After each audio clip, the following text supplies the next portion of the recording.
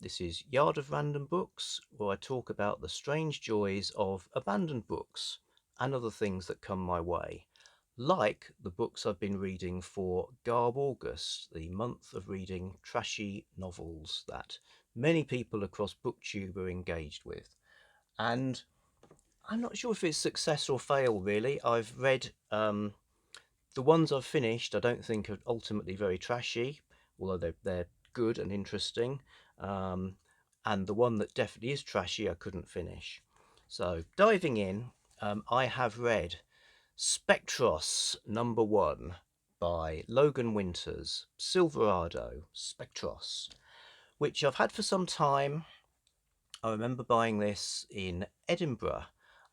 It was a couple of years ago. I was at a work conference, actually the last work conference I ever went to. Um, before I retired, nothing happened relating to this book that stopped me going to conferences. I stopped working.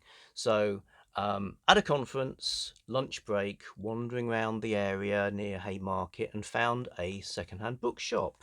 Yes, which had some interesting things in the window, but all very faded, as if they'd just been left there. So all that was left was the blue ink from these faded piles of old comics and books.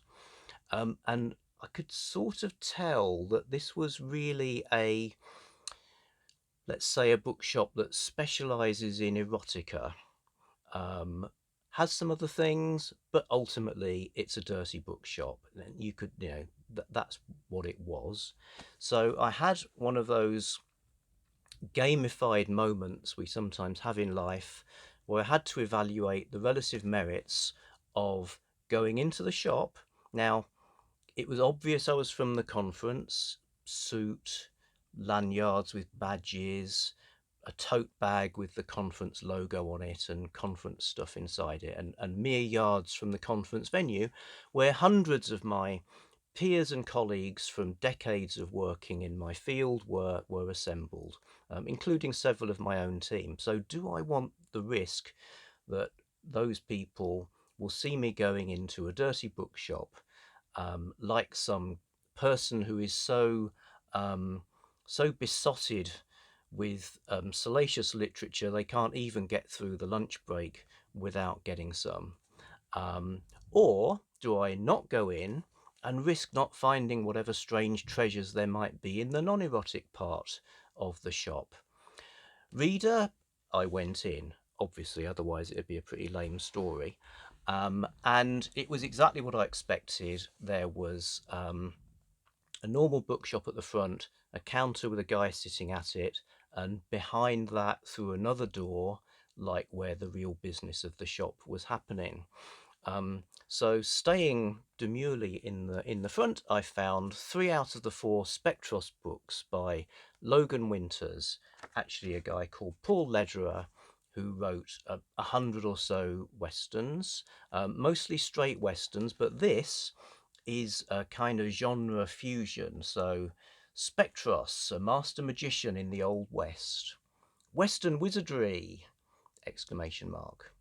For years and time unknown, the master magician Dr. Spectros has pursued the evil conjurer Black Schuster. Somewhere, sometime, Black Schuster and his savage cohort abducted Spectros' only love, the beautiful Kirstina. They keep her in suspended sleep inside a crystal coffin. Now, in the Old West, Spectros is closing in. Accompanying Spectros in his rattling medicine wagon are a slim, handsome gunslinger and ladies' man, Ray Featherskill, a mute giant named Montac, and a timeless Eastern Moor, Inkada.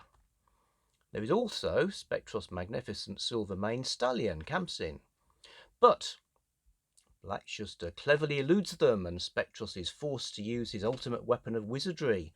For short periods of time, Spectros is able to physically change himself into Kid Soledad, the king of all gunfighters, and the showdown is on. There's a lot in that blurb, and there's a lot happens in the book. You got multiple characters, flashbacks, some in different countries.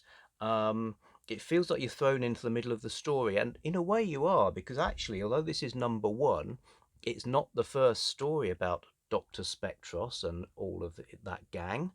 Um, that had actually already appeared as a standalone Western from a different publisher. So um, people wanting the whole thing, you kind of need that one as well.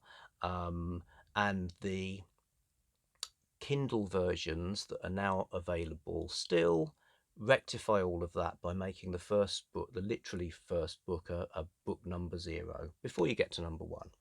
I didn't know that at the time. I just thought, what the hell is going on here?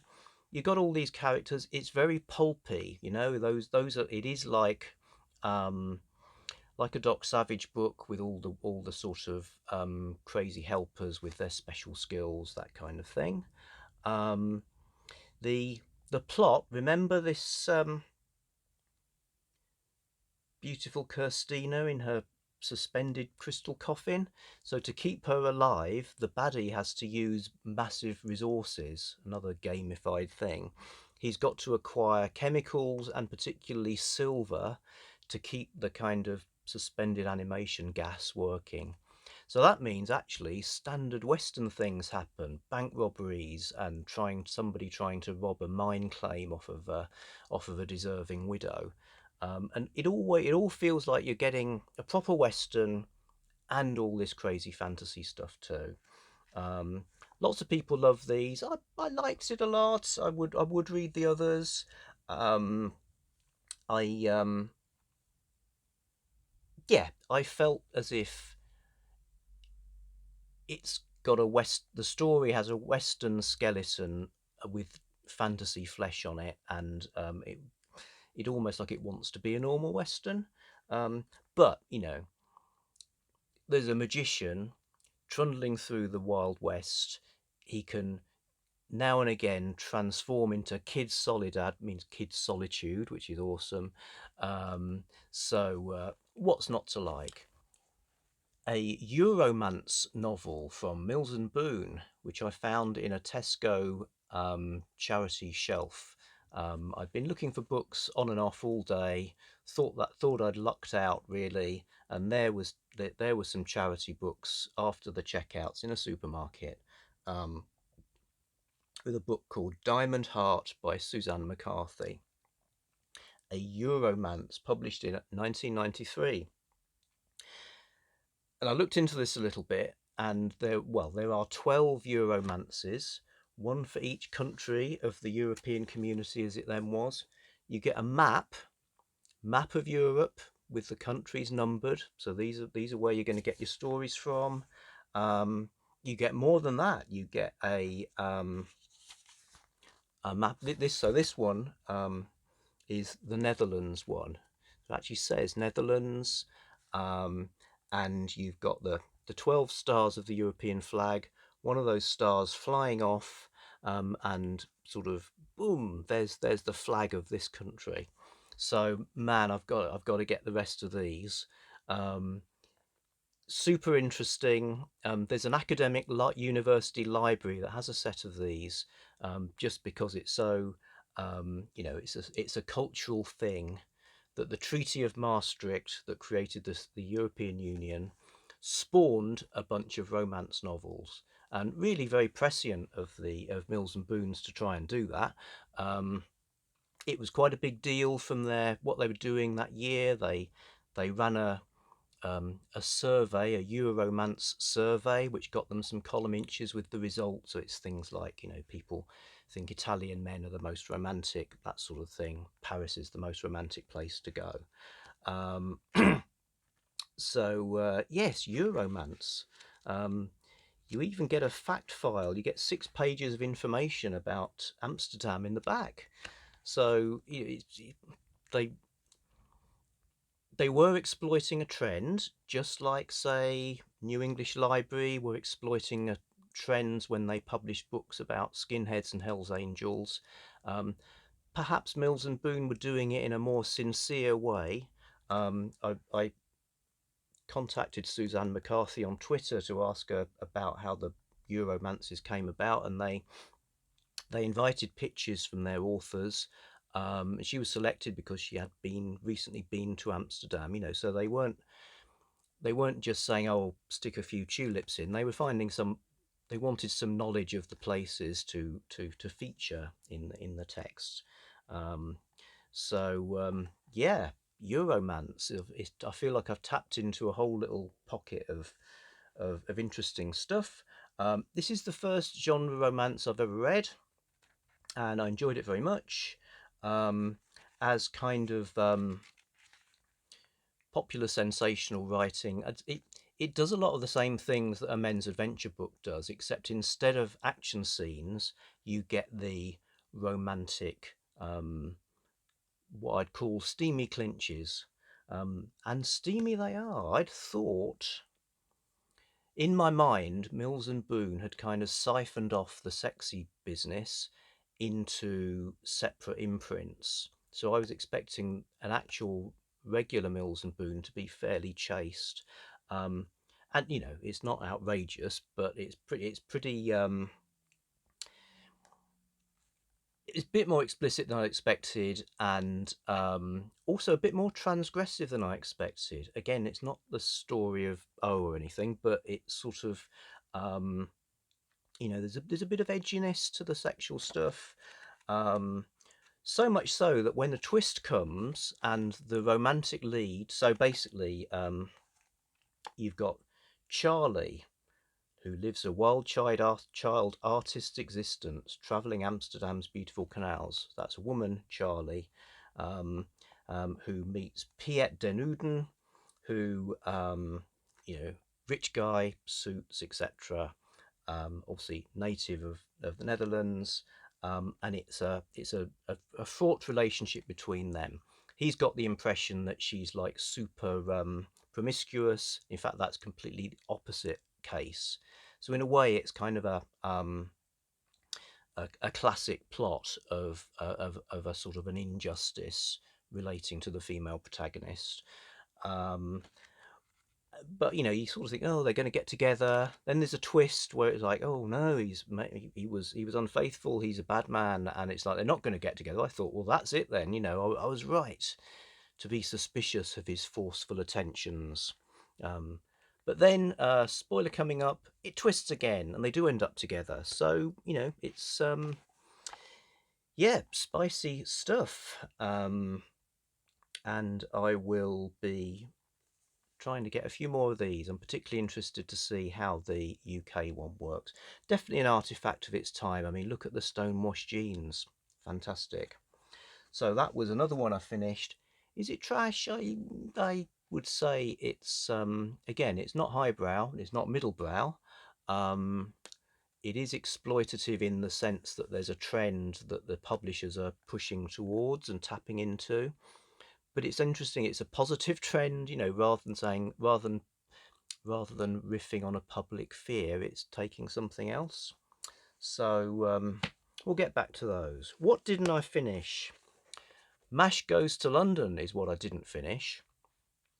Always been a bit interested in what these MASH sequels were like. So MASH was originally a novel, came out in 1970, 71, something like that. Set in the Korean War, written by Richard Hook, who had been in the Korean War. It's about a bunch of medics pretty much on the front line and their sort of culture of practical jokes and crazy behaviour, which they use to survive the pressures of the war. And it was a movie and then a long running TV series, and obviously a popular novel. Now I reread this as well, not read it for decades. It's got a lot of misogyny in it, and some race stuff that you probably wouldn't have now. Um, it's but it certainly isn't a badly written book. And if you read it critically and also look at how it is depicting that high pressure situation and how people survive that, then it's you know, it's certainly interesting, and it ends with the characters going, the two main characters going home. They're not in the Korean War anymore, and I would argue that probably is where they should have left it.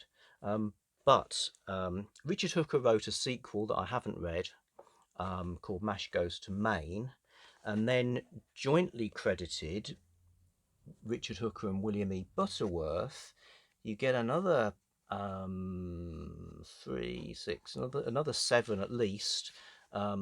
Mash goes to other places, Paris, Morocco, etc. And at the end, Hooker wrote a final one that was just him, which again I haven't read yet. But I was curious about all of these because I could see, well, so people love the book that's in the Korean War. So why are all the sequels not in the Korean War? You know, why not just, fair enough, the book finished with them going home, but you could just interleave other episodes. So what's this all about? And I'd have to say, you know, I mean, MASH has got its problems. This one, it's anything that redeems MASH, the real book, is not in here, because the characters where you could sort of see, oh, they're acting like dicks, but they're in a war. They're not in a war anymore, so it's just them acting like dicks, basically. So I ended up skimming it. Has it got lots of cool stuff about sort of bobbies on bicycles, two by two, etc.? You know, its depiction of London I thought might be amusing in some way. Not really. Um, so the exaggeration for comic effect in the original novel has now reached absurd levels, both with new characters that have been introduced, an opera singer called oh god, he's got some ridiculous name. I'll come back to that. Hot Lips Houlihan is now a holy roller minister. Yeah, there's a guy called Korsky Rimskakov. That's the level of humour. So whereas you did have something that was pretty ridiculous but grounded in reality, now you've got something that's just ridiculous. I can't understand why they were so popular. There you go. MASH Goes to London. Did not finish it. That's my Garbaugust week 3. Thank you very much.